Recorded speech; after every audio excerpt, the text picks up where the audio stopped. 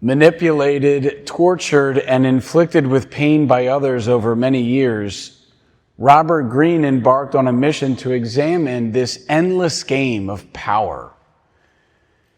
It's a game that we all feel even from our earliest ages. You think of perhaps the school bully and how it is that they acquire such a following, the office politics that we experience and suffer under, or corrupt leaders themselves. So Robert Greene researches 3,000 years of history, and he distills this work into 48 laws. And he publishes them in a book called The 48 Laws of Power. But listen to some of these laws. Conceal your intentions. Get others to do the work for you, but always take the credit.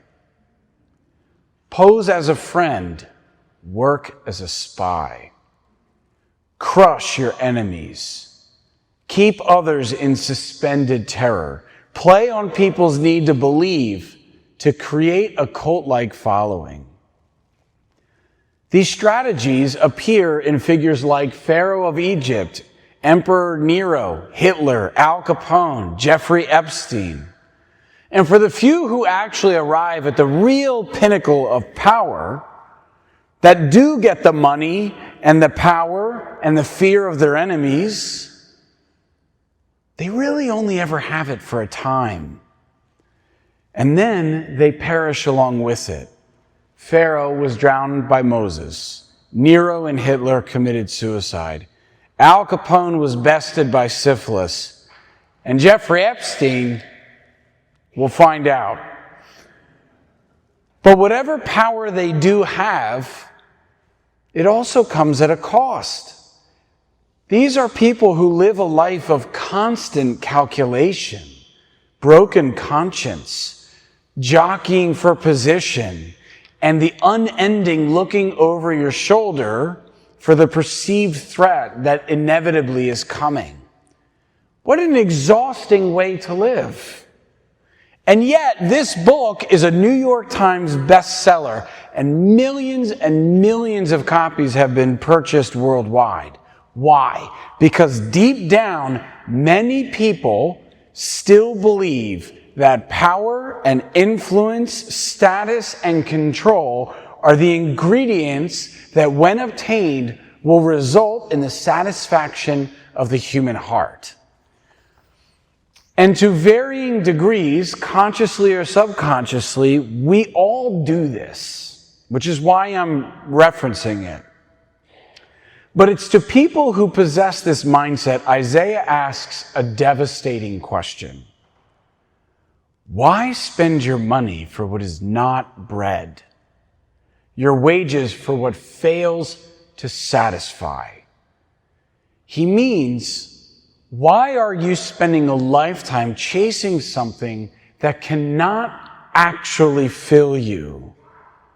And we all do this. We exhaust ourselves pursuing things that will never deliver on their promises. St. Paul, in his own life, he just defies this logic. For him, happiness and security is not wealth and recognition, strength, or influence. And at a time in his life, he did believe that they were. But he left all of that behind for something that was far greater, that actually delivered on the thing that nothing else could. And he says in his writing today, the treasure that he found. It's the love of Christ itself. But when we put these things together, what Paul has found, what Isaiah has said, that's what we're seeing play out in the gospel. The apostles are standing before 5,000 hungry men, not including women and children, and they immediately begin thinking according to the logic of the world. There isn't enough food. We don't have the resources. They sound like pastors, right? We need to run a capital campaign. But Jesus is clearly operating by a totally different logic. The crowd has no money. The apostles don't have enough food. And yet everybody eats and is satisfied. Now, what's interesting is the word satisfied here. In Greek, the word is kortazo, which has the sense of like a fattened animal, which is an image really of abundance. In other words, when these people eat from the hand of Christ, they're not just content like they got a patch of mozzarella sticks. These people have had their fill. There is literally no more room for desire. Think about that for a moment. Think in terms of your own life. You work hard, you do the right thing, and still somebody else gets the promotion because that person knows how to flatter or maneuver or to take the credit. But what if you really lost? That money fades, and your dignity doesn't come from titles anyway. It comes from Christ, and His love hasn't moved an inch.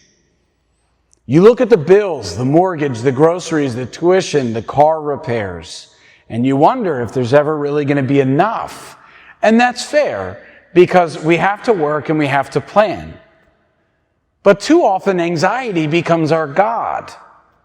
And yet the Lord who fed 5,000 with 5 loaves and 2 fish hasn't suddenly become inept at providing for His people.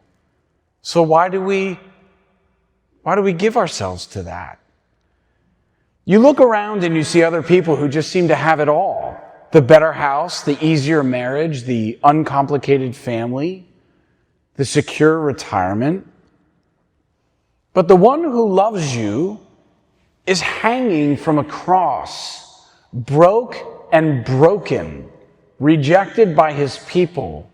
And if life has you hanging there beside Him, St. Paul would say, Amen. We have to rethink how we experience the world. The Christian sees the same world that everyone else sees. We feel the same disappointments and we carry the same burdens. There's no excusals from it. But we know that the answer is not the 48 laws of power, because we would lose ourselves in the process. I'm going to leave you with something that Robert Greene totally misses the mark on. A witness to a joy that his laws of power can never achieve.